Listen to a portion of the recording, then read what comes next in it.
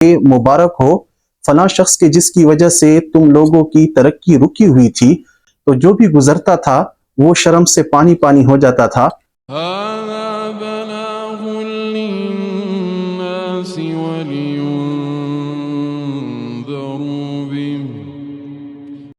बिस्मिल्लाहिर्रहमानिर्रहीम।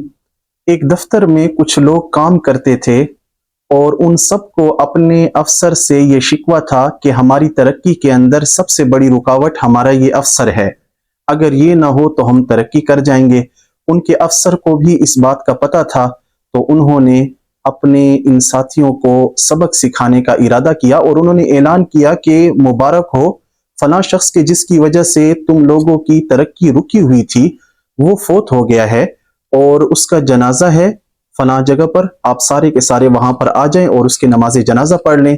वो सारे के सारे इंतहाई जुस्तजू में थे और एक एतबार से खुश भी थे कि ताकि हम उस बंदे से, एक तो हमारी जान छूट गई और दूसरा वो ये जानना चाहते थे कि हम देख लें कि वो कौन शख्स है। वो सारे के सारे उस ग्राउंड में पहुंचे और वहां पर उन्होंने एक ताबूत देखा। तो उस अफसर ने कहा कि सारे लाइन के अंदर बारी बारी आए और इस ताबूत के अंदर देखें कि कौन तुम्हारी तरक्की के अंदर रुकावट था। वो सारे के सारे जब ताबूत से होते हुए आगे गुजरे तो जो भी गुजरता था वो शर्म से पानी पानी हो जाता था। आपको मालूम है कि उस ताबूत में कौन था? उस ताबूत में कोई नहीं था, बल्कि उस ताबूत के ऊपर एक शीशा और आईना लगा हुआ था। हर शख्स को उस आईने में अपना चेहरा नजर आया और उनको पता चला कि मेरी तरक्की के अंदर मैं खुद ही सबसे बड़ी रुकावट हूं। तो ये वाकया हमें हमारे उस्ताद साहब मौलाना काशिफ हफीज साहब ने बयान फरमाया। अब ये फर्जी वाकया भी हो सकता है, हकीकी भी हो सकता है, लेकिन इससे हमें एक सबक मिलता है कि दुनिया के अंदर अगर कोई तरक्की नहीं कर रहा तो वो उसके अंदर रुकावट उसकी अपनी जात है, कोई और उसके अंदर रुकावट नहीं है। और कैसे कोई किसके लिए रुकावट हो सकता है? जो आदमी खुद मुफीद हो, मेहनत करने वाला हो, लोगों के लिए नाफे हो।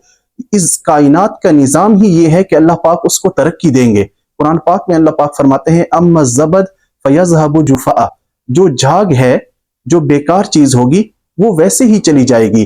वो अम्मा मा यनफ़उन्नास, जो लोगों को नफा देगा, फ़यमकुसु फ़िल अर्ज़, अल्लाह पाक उसको जमीन के अंदर करार अता फरमाएंगे, अल्लाह पाक उसको जमीन में जगह अता फरमाएंगे, अल्लाह ताला उसको तरक्की देंगे।